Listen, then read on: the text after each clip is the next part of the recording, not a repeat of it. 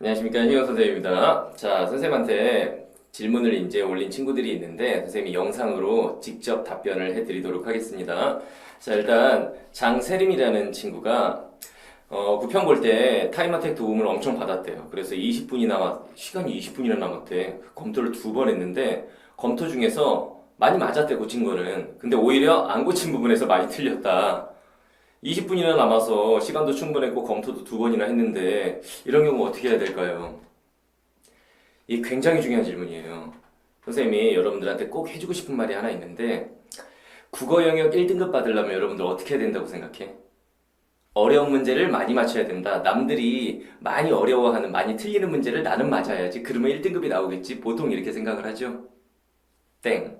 국어하고 수학의 차이점이 뭐냐? 그걸 잘 생각을 해봐야 돼. 수학 같은 과목은 어떻게 해야 1등급을 맞나요? 기본적인 문제 다 맞고 나서 21번, 29번, 30번 그 3개의 문제 중에서 누가 하나라도 맞히느냐, 요거 가지고 1등급 싸움하는 거잖아. 즉 남들이 다 같이 못 푸는 그 어려운 문제를 내가 맞춰야만 1등급이 나오잖아요. 국어는 그렇지가 않아. 국어는 여러분들 잘 생각해봐요.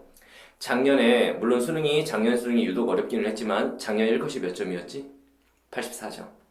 84점이라는 얘기는 16점, 2점짜리로 치면은 8개, 3점 포함하면은 뭐 한 6, 7개를 틀려도 1등급이 나온다는 얘기야. 그랬을 때 작년에 학생들이 도저히 못 풀겠다, 정말 너무 어렵다, 이런 문제가 6, 7개, 8개 이렇게 될 것 같아요? 그렇지 않아. 그렇지 않아.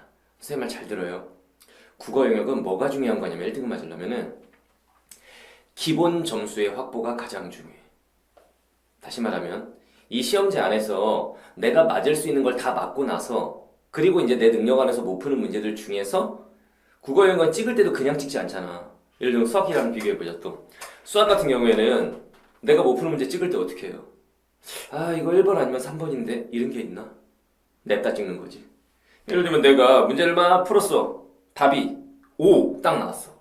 선택지를 봤는데 5가 없어. 끝난 거예요. 이건 못 푼 거죠. 그러면 우리가 찍을 때 1번 아니면 3번인데 이런 생각 안 한다고. 수학은 그냥 찍을 수밖에 없어. 근데 국어는 수학하고 다르죠. 선택지 하나하나가 문장으로 되어 있기 때문에 이렇게 읽어 내려가면서 이거 좀 어렵기는 한데 이건 일단 아니다, 얘도 일단 아니다, 그러면서 이제 둘 중에 하나 또는 3개 중에 하나를 남겨놓고 고민을 하게 되잖아. 무슨 말인지 알겠죠?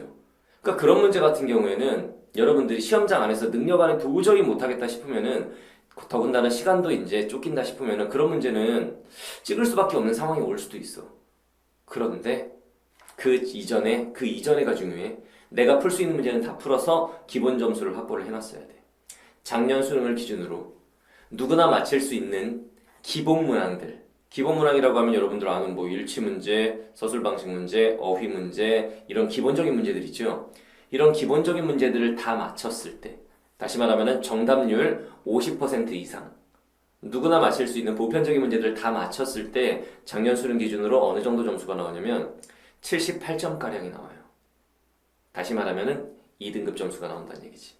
그리고 남은 22점 중에서 누가 이제 몇 점을 더 맞느냐 싸움을 하는 건데, 여러분도 이런 경우 되게 많잖아.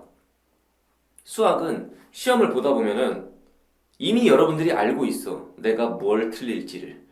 그리고 채점할 때 보면 그래, 이거 틀릴 줄 알았어, 이거 틀릴 줄 알았어, 이렇게 되잖아. 근데 국어 영역을 항상 채점할 때 보면 어때요? 막 동그라미 치다가 하나 딱 틀렸을 때 그거 딱 쳐다보면 뭐야 이거 나 되게 쉽게 푼 건데, 이런 문제들이 있지. 그것만 없으면 여러분들, 그것만 없으면은 국어시험 성공하는 거예요. 무슨 말인지 알겠죠? 그러니까 남은 시간 많지 않지만 남은 시간에 여러분들이 중점적으로 모의고사도 많이 풀고 할 텐데 중점적으로 연습해야 되는 거는 내 능력으로 맞힐 수 없는 문제를 시험장에서 어떻게 맞힐 수 있느냐가 아니야. 최소한 내 능력 안에서 맞힐 수 있는 문제는 다 맞추는 연습. 다시 말하면은 기본 점수의 확보. 이게 되면은 일단은 2등급까지는 여러분들 맞을 수 있을 거예요. 그리고 남은 문제 중에서 이제 시간을 좀 남기는 게 이제 관건이죠. 끝까지 쭉 풀다가 중간에 뭔가 걸렸을 때 거기서 시간을 너무 많이 보내면 안 돼. 작년에 그 보편적인 문제를 다 풀면은 2등급 점수 78점이 나오는데 왜 애들은 그 점수도 못 맞췄느냐? 끝까지 못 푼 학생들이 태반이었기 때문에. 그래서 여러분들 선생님이 시험지 순서대로 1번부터 45번까지 그렇게 풀면 안 된다라고 말을 하는 거야. 왜? 항상 보면은 비문학 고난도 지문이 시험지 중간에 딱 있죠. 독서 고난도가 딱 있잖아. 거기서 시간 다 보내버리고 우물쭈물 하다가는 저 뒷부분. 여러분들 국어 시험지 끝부분이 문학으로 끝나지 보통 비문학, 독서 영역으로 끝나는 거 본 적 있나요? 그런 경우 거의 없잖아. 즉 끝부분에서 점수 확보를 해야 되는데 저 뒤쪽이 좀 쉬운 문제들이 있는데 앞부분에서 시간 다 써버려갖고 저 뒷부분 시간 없어 막 찍어버리는 거야. 그러니까 기본 점수 확보도 잘 안 되고. 무슨 말인지 알겠죠? 그러니까 이렇게 생각하세요. 세림이의 고민처럼 고친 문제들은 아마 별표 친 문제들이었을 거고 그 문제는 난이도가 좀 있는 문제들이었을 거야. 그런데 생각지도 않았던 문제들, 안 고친 부분에서 많이 틀려서 점수가 잘 안 나오더라. 이거는 연습하면 충분히 되는 문제들이야. 알겠죠? 남은 시간 동안 실전 모의고사 같은 거 연습을 할 때 최소한 내가 능력 안에서 맞출 수 있는 문제, 즉 기본 점수를 확보하는 그런 연습, 그런 거를 많이 하면은 충분히 이거는 고칠 수 있는 일이에요. 알겠죠? 그러니까 남은 시간 동안에 요거 하나 명심하자. 아, 내가 국어 잘 보려면 일단 기본 점수의 확보가 중요하다. 그리고 고난도 문제들은 나중에 시간이 남으면 다시 한번 그걸 살펴보면 되는 거고 어떤 어려운 문제가 어려웠다 싶었을 때 계속 그걸 쳐다보고 있으면 늪에 빠지게 돼. 다른 게 안 보인단 말이야. 근데 끝까지 다 풀고 나서 가벼운 마음으로 일단 끝까지 다 했잖아. 내가 맞출 수 있는 건 다 맞췄어. 그리고 가벼운 마음으로 돌아와서 다시 한번 그 문제에 도전하면은 아까는 안 보였던 게 보이기 시작할 거예요. 알겠지? 이 마인드로 남은 시간 공부를 하도록 하세요.